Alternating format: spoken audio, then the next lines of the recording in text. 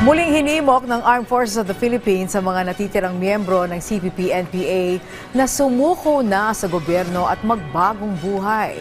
Inihagyan ni AFP Chief of Staff General Romeo Browner Jr. kasunod ng anibersaryo ng makakaliwang grupo.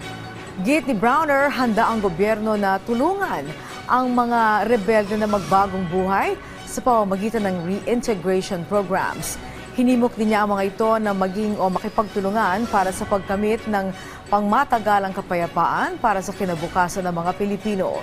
Ayon pa sa liderato ng AFP, palit na ng paliit ang mundo ng naturang rebeldeng grupo at pahina na rin ng pahina ang kanilang operasyon.